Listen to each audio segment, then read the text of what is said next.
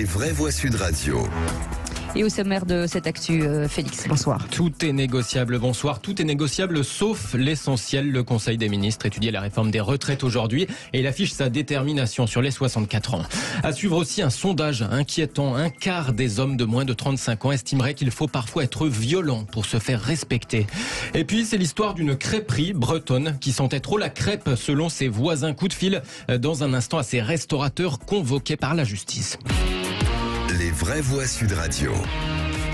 Tous les amendements seront les bienvenus pour améliorer la réforme des retraites, mais pas touche au recul de l'âge de départ. Le gouvernement examinait ce matin le projet de réforme des retraites.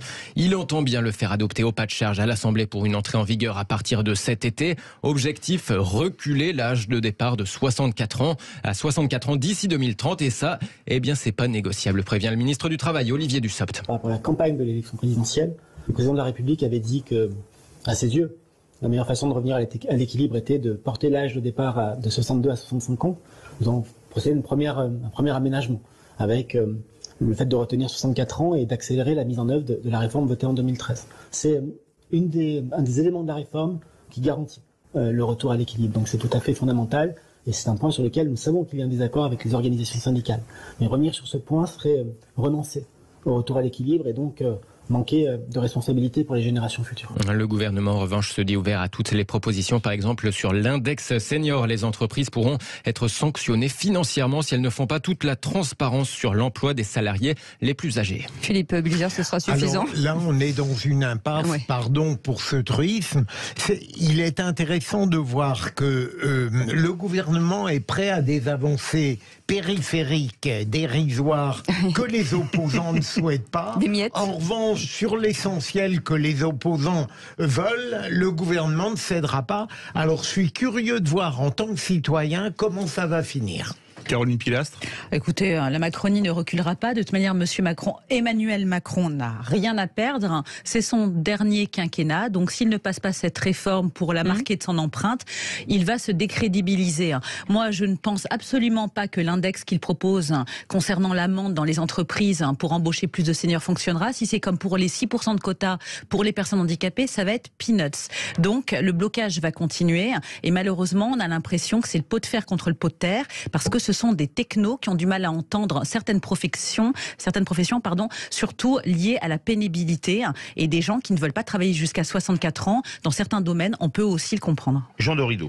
Ben alors là, vraiment, on a le sentiment d'être une espèce de jeu d'équilibriste, que le gouvernement joue la montre en réalité, et c'est comme toujours dans le cas des grands conflits sociaux. Est-ce que la mayonnaise du conflit, si j'ose dire, va prendre? Est-ce que vraiment les syndicats vont réussir à emmener avec eux quand même l'opinion qui semble être assez quand même contre ce recul de l'âge de la retraite? Il y a un symbole qui est quand même très très fort. Est-ce que c'est vrai ce que dit Caroline, l'équipe du président? Est-ce qu'ils sont vraiment aptes à faire passer les bons messages? C'est vrai que je suis pas sûr que les Français se sentent dans un avenir commun avec eux, quoi. Donc ça risque d'être un petit peu chaud, si j'ose dire. Au prochain épisode. Yes. Allez, venons-en à ce baromètre du sexisme. Le Haut Commissariat à l'égalité s'inquiète de la pensée masculiniste chez les hommes de moins de 35 ans. Félix. Et oui, les clichés ont la vie dure, voire même se renforcent chez les plus jeunes. Un quart de ces 18-35 ans estimerait par exemple qu'il faut, je cite, parfois être violent pour se faire respecter. Résultat de ce sondage via Voice pour cette instance consultative indépendante, le HCE. Autre question, diriez-vous que pour être respecté en tant qu'homme dans la société, il faut vanter ses exploits sexuels auprès de ses amis? Eh bien, 20% de ces hommes de moins de 35 ans répondent oui. Dans les deux cas, ces réponses sexistes sont 2 fois plus données chez ces sondés les plus jeunes que chez les hommes plus âgés. Alors, le Haut Commissariat à l'égalité publie ce résultat tout en lançant une campagne de communication sur le sujet. T'as fait les courses? On mange quoi ce soir? Pour ce job, une jeune maman, on le sent pas trop. L'ami, si je te parle, tu pourrais sourire. Tu peux essayer de partir, t'iras pas loin. Le sexisme, on ne sait pas toujours quand ça commence, mais on sait comment ça se termine. Tous les 3 jours en France, une femme est tuée parce qu'elle est une femme. La présidente du Haut-Commissariat à l'égalité, Sylvie Pierre Brossolette, doit être reçue par le président Macron mercredi pour la journée contre le sexisme. Selon cette même étude, la moitié des femmes interrogées disent renoncer parfois à sortir, à faire des activités seules ou à s'habiller comme elles le souhaitent à cause du sexisme. 8 femmes sondées sur 10 aussi déclarent avoir peur de rentrer seules chez elles le soir. Cette instance représentative demande par exemple au pouvoir public de lutter contre les violences dans les contenus pornographiques. Et puis on part maintenant en Bretagne. Une crêperie est poursuivie par ses voisins, incommodés par les odeurs. Par les odeurs et par les bruits aussi, les bruits de couverts, les bruits des pas des clients sur le gravier. Ça se passe à Erquy, dans les Côtes-d'Armor. Le couple qui a repris cette crêperie en 2019 a reçu la visite d'un huissier le 10 janvier. Visite pour constater les nuisances. Résultat, les 2 restaurateurs, le couple est convoqué en référé au tribunal de Saint-Brieuc. Ce sera le 16 février. Bonsoir Alex Polge. Oui, bonsoir. Bonsoir.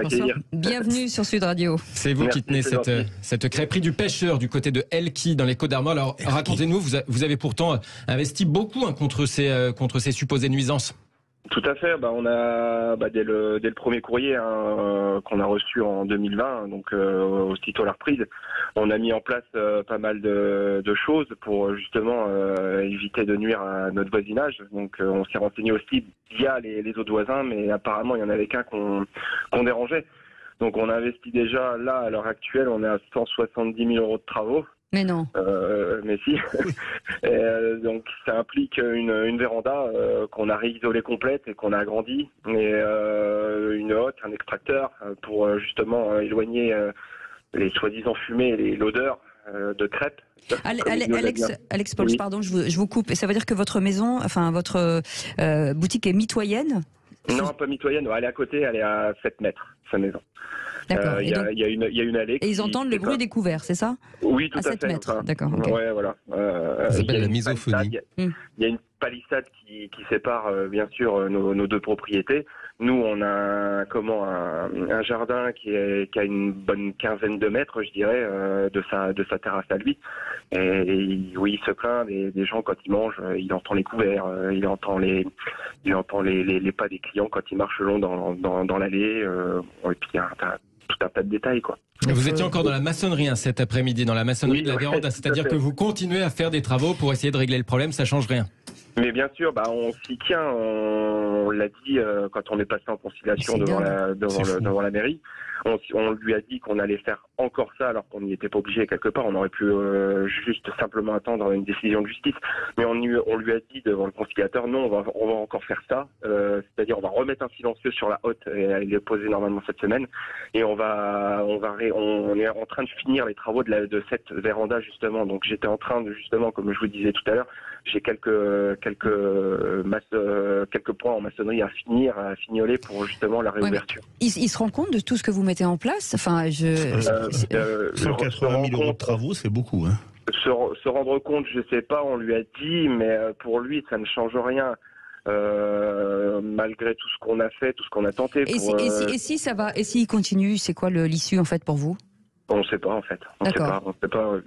Il veut nous faire fermer, ni plus ni moins. C'est ça. Ah oui, c'est ça.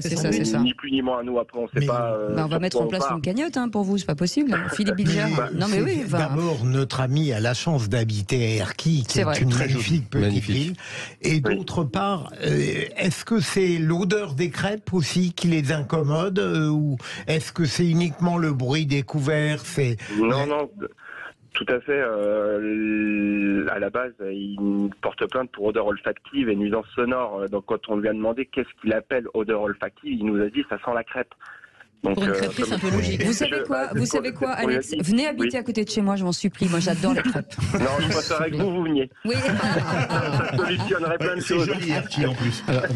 Juste un message quand même pour Alex, qui a toute ma sympathie. Je pense sincèrement, Alex, en vous écoutant, que n'importe qui sur cette terre qui a eu dans sa vie un voisin vous comprend. Oui, absolument. Et un voisin embêtant. C'est un peu un pléonasme.